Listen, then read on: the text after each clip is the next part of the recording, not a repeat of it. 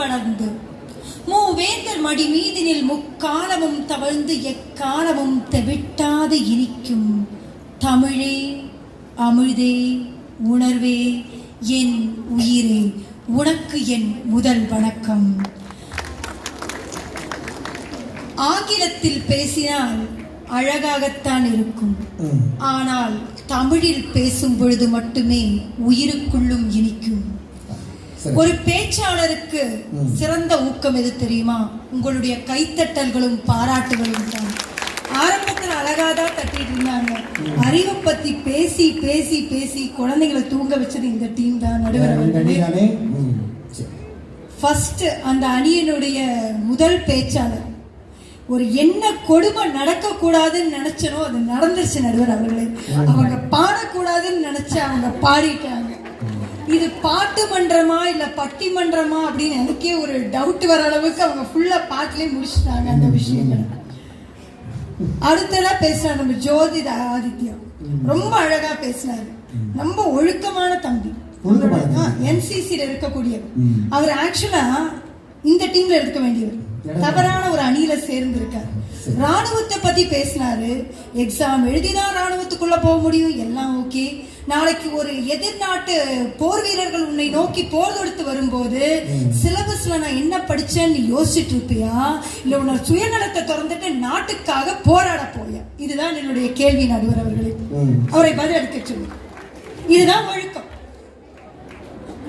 அடுத்ததா நம்ம ஷாஷா ரொம்ப பேஷா பேசணுமா? அதாவது அறிவை கடின உழைப்பால் மட்டுமே பெற முடியும். அந்த கடின உழைப்புன்றது என்னது? Continuous practice. அதுதான் எங்களுடைய ஒழுக்கம். எங்களோட ஒழுக்கம் இல்லாம உங்களால எதையுமே செய்ய முடியாது. இறுதி பேச்சாளர் அருமையான பேச்சாளர் கருணாநிதி ஐயா. பிரித்து எழுதுக, பிரித்து எழுதுக. கருணாநிதி, கருணை கூட்டல் நிதி. அவர் பேரிலேயே கருணை உள்ளவர், அருள்மிக்கவர் அப்படின்ற ஒரு ஒழுக்க சீலராக விளங்கக்கூடியவர். இன்னைக்கு ஒழுக்கத்தை கடைசியா வச்சுட்டு பேசுறது கொஞ்சம் மன வருத்தமா தான் இருக்கு நடுவர் அவர்களே. ஒரு தனி நன்றி நன்றி மாணவர்கள். ஒரு தனி மனிதனுடைய முன்னேற்றத்திற்கு மட்டுமல்ல, ஒரு சமூகத்தினுடைய முன்னேற்றத்திற்கு மட்டுமல்ல, ஒரு மாவட்டத்தின் முன்னேற்றத்திற்கல்ல, ஒரு மாநிலத்தின் முன்னேற்றத்திற்கல்ல, ஒரு நாட்டினுடைய முன்னேற்றத்திற்கே எங்கள் ஒழுக்கம் தான் மூல காரணமாக இருக்கிறது என்பதற்கு ஜப்பான் நாடு ஒரு சிறந்த எடுத்துக்காட்டு. மாணவர்களே, நீங்கள் இதை கவனிக்க வேண்டும். 2ஆம் உலகப் போர், செகண்ட் வேர்ல்ட் வார், ஜப்பான் மேல குண்ட போடுறாங்க. இதுக்கப்புறம் ஜப்பான்ற ஒரு தேசமே வரைபடத்துல இருக்காதுன்ற அளவுக்கு, ஒரு புல் பூண்டு கூட விதைக்க முடியாத அளவிற்கு பாதிப்புக்குள்ளாகிறது ஜப்பான். இன்று அது வளர்ந்த நாடின் பட்டியலில் இருக்கிறது. எப்படின்னு நினைக்கிறீங்க? அங்க இருக்க ஒவ்வொருத்தரும் இன்னைக்கு நம்ம ஜப்பானுடைய திங்ஸ் அப்படின்னா ஆசையா போய் வாங்குறோம். என்ன காரணம்? குவாலிட்டி. குவாலிட்டி, அந்த தரம்ன்றது எங்க இருந்து வரும்? எங்களுடைய ஒழுக்கம்.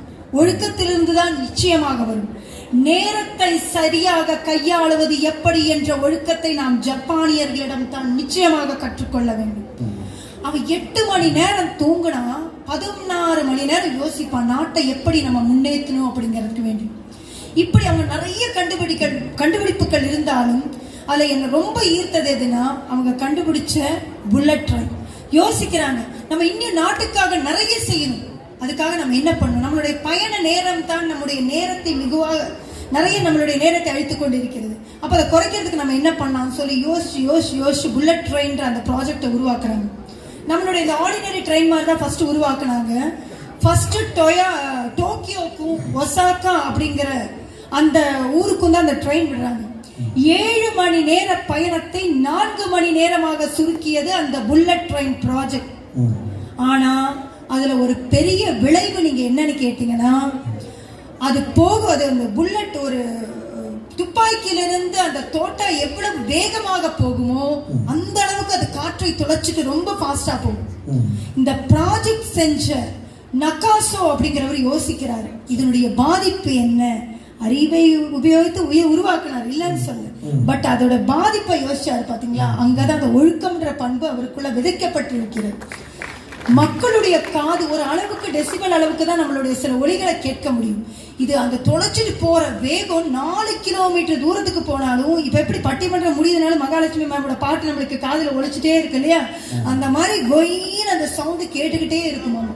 பல செவிடாகக்கூடிய நிலை இல்ல மனநிலை பாதிக்கப்பட நிலை கூட ஏற்படும். அப்படிங்கறதுனால சரி இந்த சவுண்ட் இல்லாம இந்த புல்லட் ட்ரெயினை எப்படி ஓட்ட முடியும்ன்றதை யோசிக்கிறார். அந்த ப்ராஜெக்ட் மேனேஜரான அந்த நகாசோ வந்து ஒரு மிகப்பெரிய பேர்ட் வாட்சர், பறவைகளை நேசிக்கக்கூடியவர். அப்ப பறவைகள் இருக்கிற இடத்துல போய் உட்கார்றாரு, கொஞ்ச நேரம் அமைதியா உட்கார்றாரு. என்ன பண்ணலாம், நம்மளுடைய ப்ராஜெக்ட் ஃபெயிலியர் ஆகக்கூடாது, ஆனா மக்களுக்கு எந்த பாதிப்பு வரக்கூடாதுன்னு சொல்லி யோசிச்சுட்டு இருக்க நேரத்துல எப்பவுமே பறவைகள் வரும்போது அவர் உடனே புகைப்படம் எடுத்துக்குவார். ஒரு பறவை வருது, டக்குன்னு அதுதான் கிங்ஃபிஷர், தண்ணிக்குள்ள போகுது, உடனே மீன் எடுத்துட்டு வெளியில வந்துருது. ஆனா அவர் பறக்கும் போது தான் கவனிக்கிறார், ஆனா எப்படி இந்த பறவை வந்ததே நம்மளால கண்டுபிடிக்க முடியல, என்ன காரணம், இவ்வளவு வேகமா எப்படி வந்துட்டு போச்சுன்னு யோசிக்கிறாரு. அப்ப அந்த பறவையினுடைய நீளமான கூறிய அந்த அழகு இருக்கு பாத்தீங்களா, அதுதான் காரணம். அது காற்றை துளைக்கும் பொழுது அந்த சவுண்ட் வராம இருந்ததாமா. அந்த கான்செப்டை தான் அந்த புல்லட் ட்ரெயினுடைய கூர் முனையில கொண்டு வந்து அந்த கிங்ஃபிஷரோட கான்செப்டை வைக்கிறாங்க. இதை எதுக்கு சொல்ல வந்தேன்னா, அறிவில் எவ்வளவு உயர்ந்திருந்தாலும் அந்த ஒழுக்கம் யாருக்கும் பாதிப்பை ஏற்படுத்தாத வண்ணமாக இருக்க வேண்டும் என்று அவர்கள் கருதினார்கள். இன்னைக்கு பாத்தீங்கன்னா இவங்களுடைய அறிவின் வளர்ச்சினால உறவுகள்ல எவ்வளவு விரிசல் ஏற்பட்டிருக்கு தெரியுமா. இன்னைக்கு வாட்ஸ்அப் ஸ்டேட்டஸ்க்கு ஒரு லைக் கொடுக்கலன்னா நம்மளுடைய உறவுகளே நம்மளை முறைச்சிட்டு போற நிலைமை வந்துருச்சு. ஒழுக்கம் இல்லாத உறவுகளா ஆயிப்போச்சு. அங்கிள்ங்கிறான், ஆன்டிங்கிறான், கசனுங்கிறான். தமிழ்ல எவ்வளவு அழகான பெயர்கள் இருக்கிறது நடுவர் அவர்களே. தன்னையே கொடுத்தவன் தந்தை, தாங்குபவள் தாய், ஆக்குபவள் அக்கா, தனக்கு பின் பிறந்தவன் தம்பி, தன் கையை போல் இருப்பவள் தங்கை. இவ்வளவு அழகான விளக்கங்கள் இருக்கிறது. ஆனா இன்னைக்கு அறிவினுடைய வளர்ச்சி என்ற பெயர்ல டாடி, மம்மி, உறவுகள்ல பல விரிசல் வந்திருக்கிறது ஒழுக்கம் இல்லாத அறிவினால். ஆப்ரஹாம் லிங்கன் ரொம்ப அழகா சொல்லுவார். உங்க எல்லாத்துக்கும் தெரியுமா who is Abraham Lincoln? President of America. President of America அவருடைய பொண்ணு படிக்கிற ஸ்கூல்ல இருக்கக்கூடிய டீச்சருக்கு ஒரு கடிதம் எழுதுறாரு. இது வந்து உலக புகழ் பெற்ற கடிதம். அதுல அவர் என்ன எழுதுறாருன்னா, தயவு செய்து மாணவர்களுக்கு சொல்லிக் கொடுங்கள், உழைப்பின் அருமையால் வரும் $1 உழைப்பின்றி வரும் $1000 மேலானது. இதுதான் அந்த ஒழுக்கம். பிரசிடென்ட் எனக்கு சொல்லிக் கொடுக்கணும்னு ஆசைப்படுறாரு, ஒழுக்கத்தோடு வளரணும். உனக்கு சொந்தமான எந்த விஷயத்துக்கும் நீ ஆசைப்படக்கூடாதுன்ற கருத்தை அவர் சொல்லி வளர்க்கணும் நினைக்கிறாரு. ரொனால்டோ பத்தி கேள்விப்பட்டிருப்பீங்க. யார் ரொனால்டோ? அவரை இந்த உலகத்துக்கு ஒரு பிளேயரா வெளிச்சம் போட்டு காட்டினது அவருடைய அறிவு மட்டும் கிடையாது.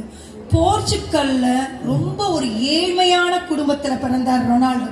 அடுத்த வேளை சாப்பாட்டுக்கு கூட வழியில, நம்மள மாதிரி நேரத்துக்கு போய் உட்கார்ந்தா சாப்பாடு, வேர்க்கும் போது விசிறி, இதெல்லாம் அவர் வாழ்க்கையில கிடையாது.